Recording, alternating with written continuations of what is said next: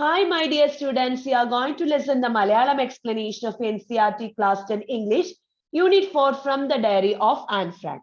ഈ lesson Anne Frank എന്ന് പറയുന്ന ഒരു ചെറിയ കുട്ടിയുടെ ഡയറിയെ കുറിച്ചിട്ടുള്ളതാണ്. അപ്പൊ താഴെ തന്നിരിക്കുന്നതാണ് ആൻ ഫ്രാങ്കിന്റെ പിക്ചർ. ആൻ ഫ്രാങ്കിന്റെ ഫേവറേറ്റ് ഫോട്ടോ ആയിരുന്നു ഇത് കേട്ടോ. ആൻ ഫ്രാങ്കിനെ കുറിച്ചിട്ട് നമുക്കൊരു ഇൻട്രൊഡക്ഷൻ നോക്കാൻ. അനലീസ് മേരി എന്നായിരുന്നു അവളുടെ യഥാർത്ഥ പേര്.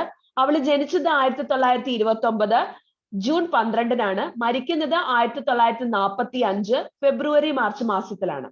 അവളൊരു ജർമ്മൻ ബോൺ ഗേൾ ആയിരുന്നു, ഒരു ജൂയിഷ് ഗേൾ ആയിരുന്നു. അപ്പൊ അവര് ഈ വേൾഡ് വാർ സെക്കൻഡിന്റെ സമയത്ത് ജർമ്മനീനെ നാസികൾ ആക്രമിച്ച സമയത്ത് അവർക്ക് നെതർലാൻഡ്സിലുള്ള ആംസ്റ്റർഡാമിലേക്ക് പോകേണ്ടി വന്നു. അതിനുശേഷം ഈ ജർമ്മനിയിൽ ആ വേൾഡ് വാർ സെക്കൻഡിന്റെ സമയത്ത് നാസികൾ നെതർലാൻഡ്സ് കൂടി ആക്രമിക്കാൻ ചെന്നപ്പോൾ അത് മെയിൻ ആയിട്ട് ഈ ജൂയിഷ് ആളുകളെയാണ് ഈ നാസികൾ ആക്രമിച്ചിരുന്നത്. ഹിറ്റ്ലറെ കുറിച്ചിട്ടുള്ളൊക്കെ കേട്ടിട്ടുണ്ടാവും അല്ലെ. അങ്ങനെ വന്നപ്പോ അവര് ഫാദറിന്റെ ഓഫീസ് ബിൽഡിങ്ങിൽ 1942 ഫാദറിന്റെ പേരാണ് ഓട്ടോ ഫ്രാങ്ക്, അവിടെ പോയി താമസിക്കുകയാണ്. അതിനുശേഷം 2 വർഷം ഫാദറിന്റെ ആ ഓഫീസ് ബിൽഡിങ്ങിലാണ് ഒളിച്ചു താമസിച്ചത്. അതിനുശേഷം ഇവര് അവിടെ ഒരു കോൺസെൻട്രേഷൻ ക്യാമ്പിലേക്ക് മാറി. ആ ക്യാമ്പിൽ വെച്ച് ആൻ ഫ്രാങ്ക് മരിക്കുകയാണ്, ടൈഫോയിഡ് വന്നിട്ട്. അതിനുശേഷം അത് മാത്രമല്ല, ആൻ ഫ്രാങ്കിന്റെ സിസ്റ്റർ മാർഗരറ്റ് ഫ്രാങ്കും മരിച്ചു. ഫാദർ മാത്രമായിരുന്നു സർവൈവർ ആയിട്ടുണ്ടായിരുന്ന. ആ ഗ്രൂപ്പിൽ രക്ഷപ്പെട്ടത് ഫാദർ ഓട്ടോ മാത്രമാണ്. അങ്ങനെ ഈ ഓട്ടോ ആംസ്റ്റർഡാമിൽ എത്തുകയും ഈ ആൻ ഫ്രാങ്ക് എഴുതിയ ഡയറി കണ്ടുപിടിക്കുകയും ചെയ്തു. അങ്ങനെ ഇദ്ദേഹം ഒരു ആ ബുക്ക് പബ്ലിഷ് ചെയ്തു, the diary of a young girl എന്ന പേരിൽ. അതിനുശേഷം അപ്പൊ ഈ ഡയറി ഈ ഫാദർ ഈ നമ്മുടെ ആൻ ഫ്രാങ്കിന് ഗിഫ്റ്റ് ആയിട്ട് കൊടുത്തതാണ് 13ാമത്തെ ബർത്ത്ഡേക്ക്.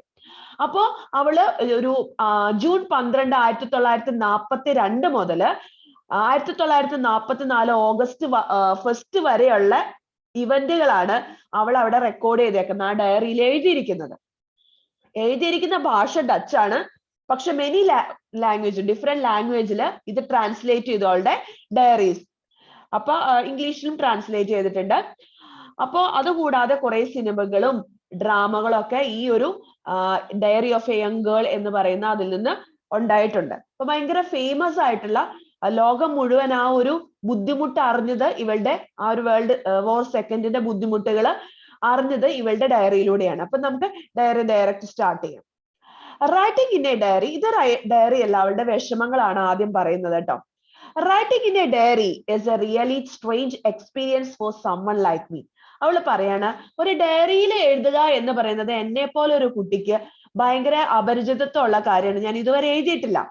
Not only because I have never written anything before, അത് ഞാൻ ഇതുവരെ ഒന്നും എഴുതാത്തത് കൊണ്ടല്ല, but also because it seems to me that later on neither I nor anyone else will be interested in the musics of a 13-year-old school girl.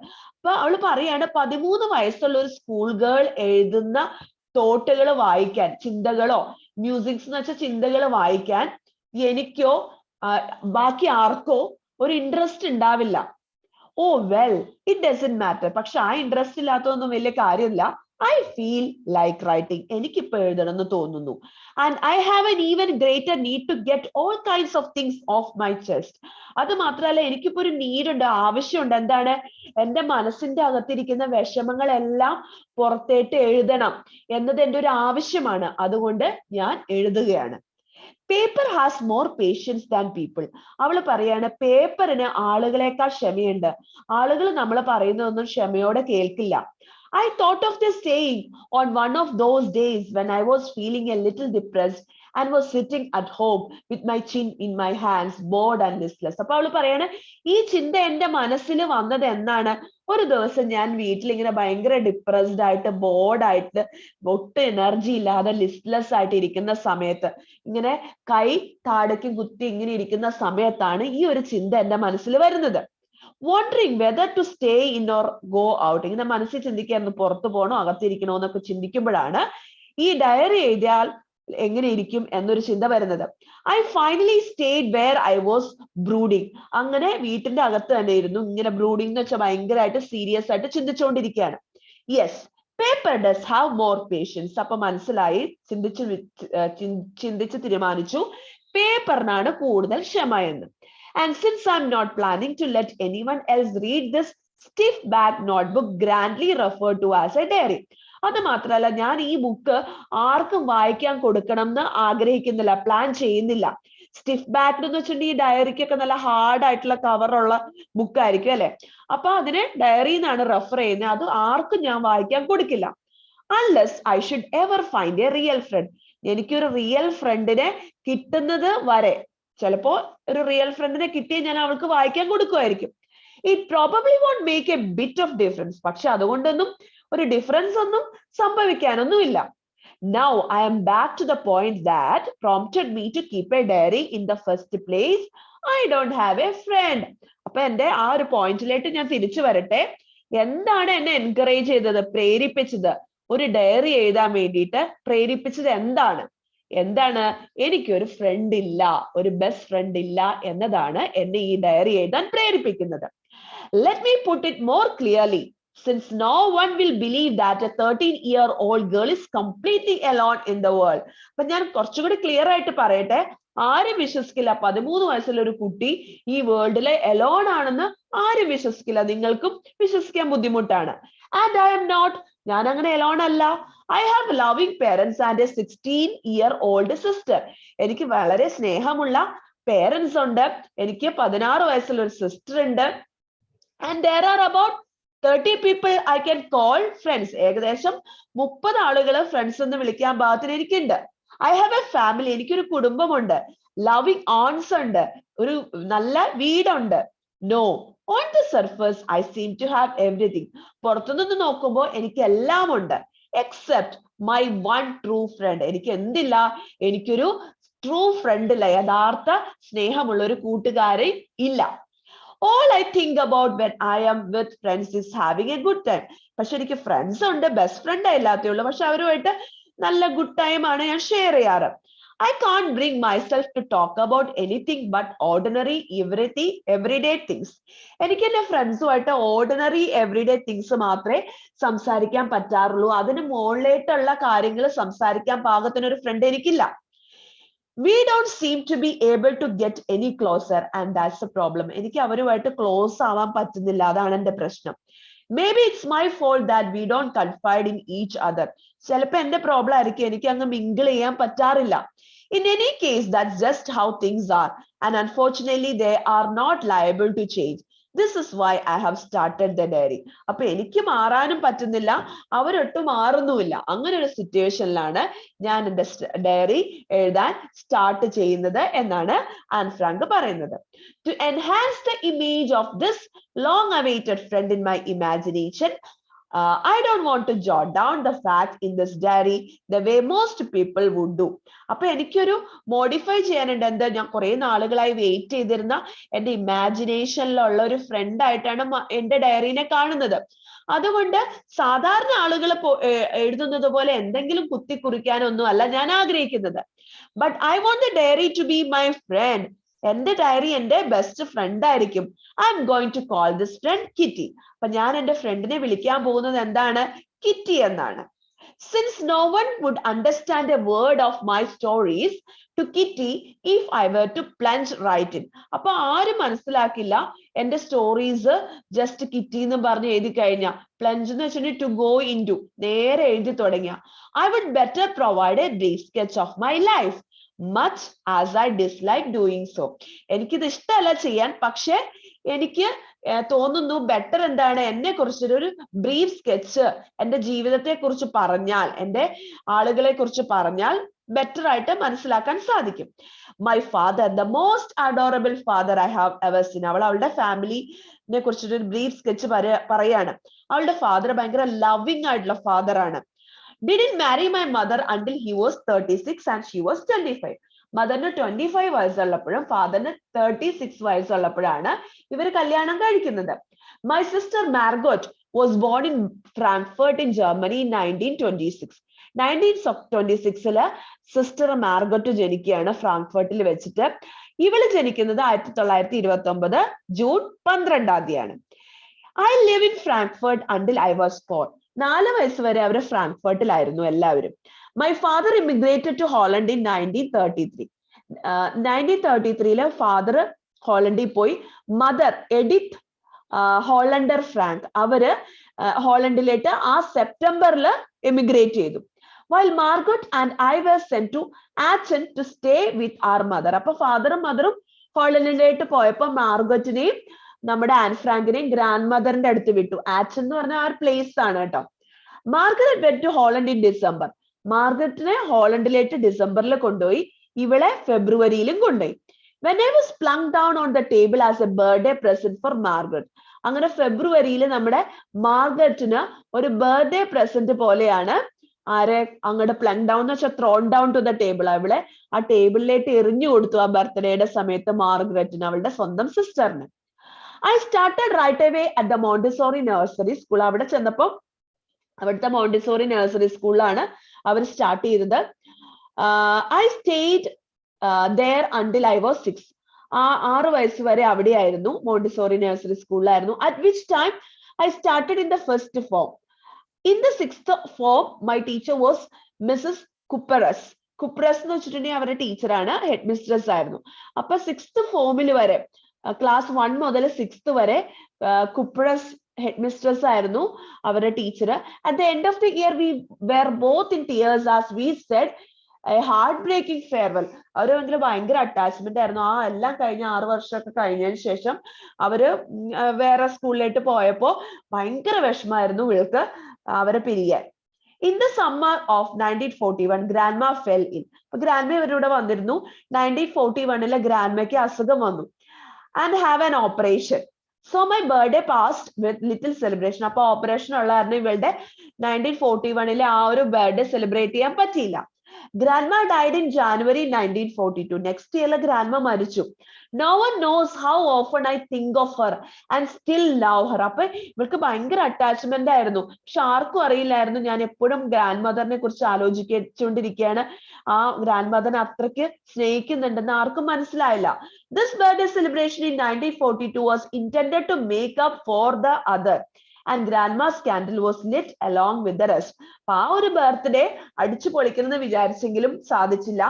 ഗ്രാൻഡ്മയ്ക്ക് അവരുടെ ചർച്ചിലൊക്കെ candle കത്തിക്കൂല, അങ്ങനെ candle കത്തിച്ചാണ് ആ birthday celebrate ചെയ്തത്. Along with the rest എന്ന് വെച്ചാൽ കുറെ ആളുകൾ മരിച്ച വേറെ ആളുകളും ഉണ്ടല്ലോ അവിടെ ആ ഒരു സ്ഥലത്ത്. The 4 of us are still doing well. അങ്ങനെ ഇവര് 4 പേരുമായി അവര് ഒരുമിച്ച് ജീവിക്കുകയാണ്. And that brings me to the present date of 20th June 1942.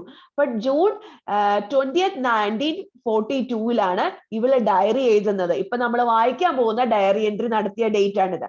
And the solemn dedication to my diary. ഇത് ഞാൻ എന്റെ ഡയറി വളരെ താഴ്മയായിട്ട് ഡെഡിക്കേറ്റ് ചെയ്യുകയാണ് എന്ന് പറയാണ്. അപ്പൊ അവളുടെ ഡയറിയെ വിളിക്കുന്നത് എന്താണ്? കിറ്റി എന്നാണ്. ഡേറ്റ് ഇവിടെ എഴുതിയിട്ടുണ്ട് മുകളില്. Our entire class is squawking in its boots. എന്റെ ക്ലാസ് ഭയങ്കരമായിട്ട് ഇന്ന് നെർവസ് ആയിരുന്നു ബിക്കോസ് ഓഫ് ഫിയർ. അപ്പൊ ക്വാക്കിംഗ് ഇൻ ഇറ്റ്സ് ബൂട്ട്സ് എന്ന് വെച്ചിട്ടുണ്ടെങ്കിൽ പേടിച്ച്, എന്തുകൊണ്ട് പേടിച്ചിരിക്കുകയായിരുന്നു? ഭയങ്കര നെർവസ് ആയിരുന്നു. കാരണം എന്താണെന്ന് നോക്കാം. The reason, of course, is the forthcoming meeting in which the teachers decide who all will move up to the next form and who will be kept back. അപ്പൊ മീറ്റിംഗ് എന്തിനെ കുറിച്ചിട്ടുള്ളതാണ്? ടീച്ചേഴ്സ് ഒരു meeting വെക്കും. ആ മീറ്റിംഗിലെ teachers പറയും ആരൊക്കെ അടുത്ത ക്ലാസ്സിൽ പോവും, ആരൊക്കെ ഈ ക്ലാസ്സിൽ കിടക്കും എന്ന് പറയും. Half the class is making bet. അപ്പൊ ക്ലാസ്സിലെ കുട്ടികളൊക്കെ അങ്ങോട്ടും ഇങ്ങോട്ടും ബെറ്റ് വെക്കുകയാണ്. Ncert and I laugh ourselves silly at the 2 boys behind us. G എന്ന് പറഞ്ഞൊരു കുട്ടിയുടെ ഷോർട്ട് ഫോം ആണ്, വിളിക്കുന്ന പേരെ ആയിരിക്കും. ആ ജിയനും ഞാനും മറ്റുള്ളവരിങ്ങനെ 2 ബോയ്സ് പുറകിലിരുന്ന് ബെറ്റ് വെക്കുന്നുണ്ട്. അവരുടെ നോക്കി കളിയാക്കി. Zion and Jacques who have staked their entire holiday savings on their bet. അപ്പൊ സിയനും ജാക്കോസ് എന്ന് പറയുന്ന 2 പിള്ളേര് അവരുടെ ഹോളിഡേ സേവിങ്സ് മുഴുവൻ ഈ ബെറ്റിന് വേണ്ടിയിട്ട് കൊടുത്തു. From morning to night, it's you are going to pass. No, I am not. Yes, you are. No, I am not. അവർ രാവിലെ മുതൽ വൈകുന്നേരം വരെ ഈ കുട്ടികൾ അങ്ങോട്ടും ഇങ്ങോട്ടും പറയണെന്നാ, നീ പാസ്സാകും, ഞാൻ പാസ്സാവില്ല, ഇല്ലില്ല നീ പാസ്സാവുക തന്നെ ചെയ്യും, ഞാൻ പാസ്സാവില്ല, അങ്ങനെ അങ്ങോട്ടും ഇങ്ങോട്ടും പറഞ്ഞുകൊണ്ടിരിക്കുകയാണ്. Even G's pleading glances and my angry outbursts can't calm them down. അപ്പൊ ജിയൻ എന്ത് ചെയ്തു? ജിയൻ അവരെ ഇങ്ങനെ വളരെ ദയനീയമായിട്ട് നോക്കി. പിന്നെ ഇവളാണെങ്കിൽ ഭയങ്കരമായിട്ട് ദേഷ്യപ്പെട്ടു. പക്ഷെ അതൊന്നും അവരെ കാം ഡൗൺ ചെയ്യിച്ചില്ല. If you ask me, there are so many dummies that about a quarter of the class should be kept back. but teachers are the most unpredictable creatures on earth. അപ്പൊ ഇവള് പറയാണ് ഏകദേശം quarter എന്ന് വെച്ചിട്ടുണ്ടെങ്കിൽ 1/4 ആളുകള് dummies എന്ന് വെച്ചാൽ കുട്ടികള് ആ ക്ലാസ്സിൽ കിടക്കും, അവർ ജയിക്കില്ല, 1/4 ആളുകള് കുട്ടികള് തോൽക്കുമെന്നാണ് അവളുടെ ഒരു കാഴ്ചപ്പാട്. പക്ഷെ അവള് പറയുന്ന ടീച്ചേഴ്സ് എന്ന് പറയുന്നത് ഒരിക്കലും നമുക്ക് പ്രെഡിക്റ്റ് ചെയ്യാവുന്ന ഒരു ക്രീച്ചേഴ്സ് അല്ല ഈ ലോകത്തില്, ചിലപ്പോ ഈ എർത്തില്. അതുകൊണ്ട് ചിലപ്പോ എന്തും സംഭവിക്കാമെന്നാണ് അവള് പറയുന്നത്. I am not so worried about my girl friends and myself. ഞാൻ ഒട്ടും വറീഡ് അല്ല, എന്റെ ഗേൾ ഫ്രണ്ട്സും ഞാനും തോക്കില്ലാന്ന് എനിക്ക് ഉറപ്പാണ്. We will make it. The only subject I am not sure about maths. Maths എനിക്ക് ഇച്ചിരി പേടിയാണ്, അത്ര ഷുവർ അല്ല. Anyway, all we can do is wait. എന്താ നമുക്ക് ചെയ്യാൻ പറ്റുക? വെയിറ്റ് ചെയ്യാം. Until then we keep telling each other not to lose heart. അപ്പൊ അതുവരെ നമുക്ക് അങ്ങോട്ടും ഇങ്ങോട്ടും പറയാം, നിങ്ങൾ നിങ്ങളുടെ മനസ്സ് നഷ്ടപ്പെടുത്തരുതെന്ന്. I get along pretty well with all my teachers. ഞാൻ ടീച്ചേഴ്സ് ഒക്കെ ആയിട്ട് നല്ല ഒരു കണക്ഷനിലാണ്. There are 9 of them, 7 men and 2 women. 9 teachers ഉണ്ട്, 7 ജെൻസും 2 വുമണും ആണുള്ളത്. Mister Keesing, the old fogey who teaches maths. അപ്പൊ മിസ്റ്റർ കീസിംഗ് എന്ന് പറയുന്നത് ഒരു ഓൾഡ് ഫാഷൻഡ് ആയിട്ടുള്ള ഒരു മാത്സ് ടീച്ചർ ആണ്. Was annoyed with me for ages because I talk so much. അപ്പൊ ഈ ടീച്ചർക്ക് അത്ര ഇഷ്ടമായിരുന്നില്ല ആൻ ഫ്രാങ്കിനെ, കാരണം ആൻ ഫ്രാങ്ക് വളരെയധികം സംസാരിക്കും, അതാണ് reason. After several warnings he's assign me extra homework. കുറെ വാണിംഗ് ഒക്കെ കൊടുത്തു, അതിനുശേഷം ഒരു എക്സ്ട്രാ വർക്ക് നമ്മുടെ ആൻ ഫ്രാങ്കിന് കൊടുക്കുകയാണ്. എന്താണ്? an essay on the subject a chatter box. അപ്പൊ ചാറ്റർ ബോക്സ് എന്ന് പറയുന്ന ഒരു ടോപ്പിക്കിനെ കുറിച്ചിട്ട് എസ്സേ എഴുതണം, ഒരു പണിഷ്മെന്റ് പോലെയാണ്. a chatter box, what can you write about that? I would worry about that later, I decided. ഓ, ചാറ്റർ ബോക്സിനെ കുറിച്ച് എന്ത് എഴുതാനാണ്? പക്ഷെ ഞാൻ വിചാരിച്ചു ഇപ്പൊ അവിടെ കിടക്കട്ടെ, ഇപ്പൊ വറി എടുക്കണ്ട എന്ന് തീരുമാനിച്ചു. I jotted down the title in my notebook. എന്നിട്ട് നോട്ട്ബുക്കില് ആ ചാറ്റർ ബോക്സ് എന്ന് പറഞ്ഞ ടൈറ്റിൽ എഴുതി, tucked it in my bag and tried to keep quiet. എന്നിട്ട് ബാഗിൽ വെച്ച് മിണ്ടാതെ ഇരുന്നു. That evening, after I had finished the rest of my homework, the note about the essay caught my eye.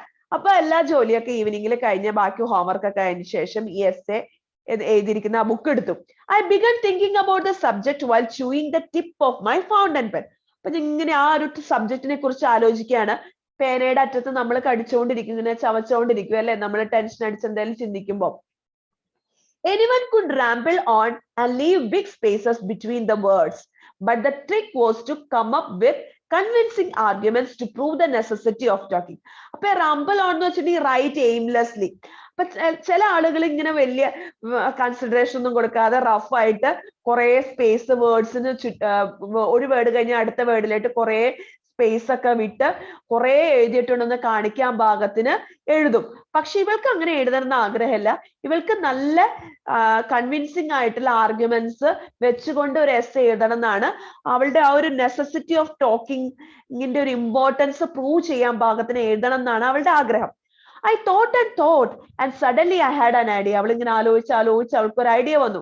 I wrote 3 pages Mr. Keesing had assigned me and was satisfied. അങ്ങനെ 3 page അവൾ നല്ല വൃത്തിയായിട്ട് essay എഴുതി. Mister കീസിങ്ങിന് ഭയങ്കരമായിട്ട് ഇഷ്ടപ്പെട്ടു. I argued that talking is a student's trait. അവൾ എന്താ argument അതിനകത്ത് വെച്ചത്? ടോക്കിംഗ് എന്ന് പറയുന്നത് ഒരു കുട്ടിയുടെ ട്രേറ്റ് ആണ്, ക്യാരക്ടർ ആണ്. And that I would do my best to keep it under control. ഞാൻ എപ്പോഴും അത് കൺട്രോളിലാക്കാൻ വേണ്ടിയിട്ട് മാക്സിമം ശ്രമിക്കാറുണ്ട്. But that I would never be able to cure myself of the habit since my mother talked as much as I did, if not more, and that there is not much you can do about inherited traits. അപ്പൊ എന്റെ മദറും എനിക്കിത് കുറയ്ക്കാൻ പറ്റുന്നില്ല. കാരണം എന്താണ്? ഇതൊരു habit ആണ്. അത് മാത്രമല്ല എന്റെ മദർ നന്നായിട്ട് സംസാരിക്കും. സോ അതുകൊണ്ട് തന്നെ ഒരു ഇൻഹെറിറ്റഡ് ക്യാരക്ടർ, പാരമ്പര്യമായിട്ട് കിട്ടിയ ഒരു സ്വഭാവമായതുകൊണ്ട് അത് മാറ്റാൻ ബുദ്ധിമുട്ടാണ്. പാരമ്പര്യ സ്വഭാവമൊക്കെ മാറ്റാൻ ബുദ്ധിമുട്ടാണല്ലോ. Mister Keesing had a good laugh at my argument. Mister Keesing ചിരിച്ചു ആ ഒരു ആർഗ്യുമെന്റില്. But when I proceeded to talk my way through the next lesson, he assigned me a second essay. അപ്പൊ വീണ്ടും സംസാരിക്കുന്നുണ്ടായിരുന്നു ആൻ ഫ്രാങ്ക്. അപ്പൊ second ആയിട്ട് രണ്ടാമത് ഒരു punishment കൊടുത്തു എസ്സേ എഴുതാൻ. ഈ സമയത്ത് എന്തായിരുന്നു? This time it was suppose to be on an incorrigible chatterbox. ഇത്തവണ കൊടുത്ത എസ്സേയുടെ ടോപ്പിക് ഇൻകൊറിജിബിൾ എന്ന് വെച്ചാൽ മാറ്റാൻ സാധിക്കാത്ത, കറക്റ്റ് ചെയ്യാൻ സാധിക്കാത്ത ചാറ്റർ ബോക്സ് എന്നായിരുന്നു. I handed it in and Mr. Keesing had nothing to explain about for 2 whole lessons. പിന്നീട് ആൻ ഫ്രാങ്ക് നല്ല വൃത്തിയായിട്ട് ആ എസ്സേ എഴുതി കൊടുത്തു. 2 ലെസൺ പഠിപ്പിക്കുന്നത് വരെ ഒന്നും മിണ്ടുന്നുണ്ടായിരുന്നില്ല ആ ഒരു sir. However, during the 3rd lesson, he would finally had enough. പിന്നീട് 3ാമത്തെ ലെസൺ പഠിപ്പിച്ചപ്പോൾ വീണ്ടും പണിഷ്മെന്റ് കൊടുക്കുകയാണ്. An Frank, as punishment for talking in class, write an essay entitled Quack Quack Quack, said Mistress Chatterbox. See, ഇത്തവണ എന്ത് പണിഷ്മെന്റാ കൊടുത്തത് an ഫ്രാങ്കിന്? Essay എഴുതാൻ. വീണ്ടും എന്താണ്? Quack quack quack. നമ്മുടെ ഡക്ലിങ്സ് ഒക്കെ ഇങ്ങനെ ചാറ്റർ ചെയ്ത് സംസാരിക്കുന്നതില്ലേ, അതും കളിയാക്കി തന്നെയാണ് കൊടുത്തത്. അപ്പൊ മിസ്ട്രസ് ചാറ്റർ ബോക്സ് പറഞ്ഞു ക്വാക്ക് ക്വാക്ക് ക്വാക്ക് എന്നതിനെ കുറിച്ചിട്ടുള്ള ഒരു എസ്സേ എഴുതണം എന്ന് വീണ്ടും പറയണം. അപ്പൊ അവൾക്കൊരു ഭയങ്കര ബുദ്ധിമുട്ടായി. The class road. ക്ലാസ് ഇത് കേട്ടപ്പോ ഭയങ്കരമായിട്ട് ഒച്ചത്തിൽ ചിരിച്ചു, കളിയാക്കി. I had to laugh too. ഇവളും ചിരിച്ചു. Though I would nearly exhausted my ingenuity on the topic of chatterboxes. പക്ഷെ ഇവൾക്ക് ഒരു പ്രശ്നം ഉണ്ടായിരുന്നു. ഭയങ്കര ടയേർഡ് ആയിപ്പോയി ഇവള്. കാരണം 2 പ്രാവശ്യം ഒരേ ടോപ്പിക്കിനെ കുറിച്ച് ഓൾറെഡി എസ്സേ കൊടുത്തു. ഇനി 3ാമത് ആ സെയിം ടോപ്പിക്കിനെ കുറിച്ച് എഴുതുമ്പോൾ ഒരു ഇൻജെനുവിനിറ്റി ഉണ്ടാവില്ല. അല്ല, ഒരു ജെനുവിൻ ആയിരിക്കില്ല ആ ടോപ്പിക്. കാരണം ആ ടോപ്പിക്കിനെ കുറിച്ചിട്ടുള്ള എല്ലാ ഏരിയാസുകൾ കവർ ചെയ്ത് ഓൾറെഡി ഫിനിഷ് ചെയ്തതാണ്. ഇനി അതിനൊരു പുതുമ ഉണ്ടാവില്ല. It was time to come up with something else, something original. അപ്പൊ അവൾക്ക് എന്തെങ്കിലും ഒറിജിനൽ ആയിട്ട് ചെയ്യണമെന്ന് തോന്നി ഈ എസ്സേനെ കുറിച്ച്. My friend Sanne, who is good at poetry, offered to help me write the essay from beginning to end in verse, and I jumped for joy. അവളുടെ കൂട്ടുകാരിയായ സന്ന, അവൾ നന്നായിട്ട് പോയട്രി എഴുതുന്ന കുട്ടിയാണ്. അവൾ ഇവൾക്ക് ഒരു ഓഫർ കൊടുത്തു, ഈ എസ്സേ ഞാനൊരു പോയട്രി രൂപത്തിലാക്കി തരാമെന്ന്. അവൾക്ക് സന്തോഷം കൊണ്ട് അവൾ തുള്ളിച്ചാടി. Mr. Keesing was trying to play a joke on me with this ridiculous subject, but I had made sure the joke was on him. ശരിക്കും പറഞ്ഞാൽ മിസ്റ്റർ കീസിംഗ് ഇവളെ കളിയാക്കാൻ വേണ്ടിയിട്ട് ഒരു ഫൂളിഷ് ആയിട്ടുള്ള, റെഡിക്കുലസ് എന്ന് വെച്ചാൽ ഫൂളിഷ് ആയിട്ടുള്ള സബ്ജക്ട് കൊടുത്തതാണ് ഇവളെ കളിയാക്കാൻ വേണ്ടിയിട്ട്. പക്ഷെ ആ ഒരു ജോക്ക് എന്ന് പറയുന്നത് അവള് ചേഞ്ച് ചെയ്യാണ്. അത് വളരെ സീരിയസ് ആയിട്ട് എടുത്ത് സിൻസിയർ ആയിട്ട് ചെയ്യാണ്. I finished my poem and it was beautiful. നല്ല ബ്യൂട്ടിഫുൾ ആയിട്ടുള്ള പോയം അവള് തീർത്തു. It was about a mother duck and a father swan with 3 baby ducklings who were bitten to death by the father because they quacked too much. അപ്പൊ സന്നയുടെ ഒരു സജഷനോട് കൂടി ഇവള് ആ poem finish ചെയ്ത് ബ്യൂട്ടിഫുൾ ആയിട്ട്. ആ പോയം എന്തിനെ കുറിച്ചിട്ടുള്ളതായിരുന്നു? ഒരു മദർ ഡക്കും ഒരു ഫാദർ സ്വാനും. സ്വാൻ എന്ന് വെച്ചാൽ അരയനും 3 ബേബി ഡക്ലിങ്സും ഉണ്ടായിരുന്നു. അപ്പൊ ഈ ഫാദർ ഈ ബേബി ഡക്ലിങ്സിനെ കുത്തി കൊന്നു. കാരണം എപ്പോഴും ഈ ബേബി ഡക്ലിങ്സ് സംസാരിക്കും എന്നും പറഞ്ഞിട്ട് കൊല്ലുകയാണ്. അങ്ങനെ ഒരു പോയാണ് അവൾ എഴുതിയത്. Luckily Mister Keesing took the joke the right way. ഭാഗ്യത്തിന് മിസ്റ്റർ കീസിംഗ് ആ ജോക്ക് ഭയങ്കര പോസിറ്റീവ് ആയിട്ടാണ് എടുത്തത്. He read the poem to the class. അദ്ദേഹം ആ പോയം ക്ലാസ്സിൽ എല്ലാവർക്കും വേണ്ടി പാടി. Adding his own comments and to several other classes as well. അദ്ദേഹത്തിന്റെ കമന്റും പറഞ്ഞു, വേറെ ക്ലാസ്സുകളിൽ ഈ സോങ് കേൾപ്പിക്കുകയും ചെയ്തു. Since then I have been allowed to talk and I haven't been assigned any extra homework. ആ ഒരു ഇൻസിഡന്റോട് കൂടി ഈ ആൻ ഫ്രാങ്കിന് സംസാരിക്കാനുള്ള ഫ്രീഡം കൊടുത്തു. പിന്നീട് ഒരു എക്സ്ട്രാ ഹോംവർക്ക് ആൻ ഫ്രാങ്കിന് മിസ്റ്റർ കീസിംഗ് കൊടുത്തില്ല. On the contrary, mister Keesing always making jokes these days. അത് മാത്രമല്ല, അതിന്റെ ഓപ്പോസിറ്റ് ആയിട്ട് മിസ്റ്റർ കീസിംഗ് സീരിയസ് ആയ ഒരു പേഴ്സൺ ഇപ്പൊ എല്ലാവരോടും ഭയങ്കര ജോക്കൊക്കെ പറഞ്ഞ് നല്ല ജോളിയായിട്ട് നടക്കുന്ന ആളായി മാറുകയും ചെയ്തു. അതാണ് ആൻ ഫ്രാങ്കിന്റെ ഡയറി ആ ഒരു ഡേറ്റിലെ ഡയറിയിൽ എഴുതിയിരിക്കുന്നത്. യുവേഴ്സ് ആൻ എന്നാണ് കേട്ടോ. സോ ഇത് എടുത്തിരിക്കുന്നത്, ഈ ലെസൺ എടുത്തിരിക്കുന്നത് the diary of a young girl. Already ഞാൻ പറഞ്ഞു, അത് ചെറിയൊരു മോഡിഫിക്കേഷൻസ് ഒക്കെ വരുത്തിയിട്ടാണ്. അപ്പോ അവൾ എഴുതിയ ഒരു ഡയറി നോട്ടാണ് ഇത്. അവൾ ഒത്തിരി ഡയറി എൻട്രീസ് നടത്തിയിട്ടുണ്ട്. അപ്പൊ നിങ്ങൾക്ക് ലെസൺ ഇഷ്ടമായെന്ന് വിചാരിക്കുന്നു. എന്തെങ്കിലും സജഷൻസ് ഉണ്ടെങ്കിൽ തീർച്ചയായിട്ടും കമന്റ് ചെയ്യണം കേട്ടോ. ലൈക്ക് ചെയ്യുക, നിങ്ങളുടെ ഫ്രണ്ട്സിനൊക്കെ ഷെയർ ചെയ്ത് കൊടുക്കുക. പിന്നെ ചാനൽ ഒന്ന് സബ്സ്ക്രൈബ് ചെയ്തേക്കാം. അടുത്ത ലെസണുമായിട്ട് വീണ്ടും ഉടൻ തന്നെ കാണാം. Bye my dear students.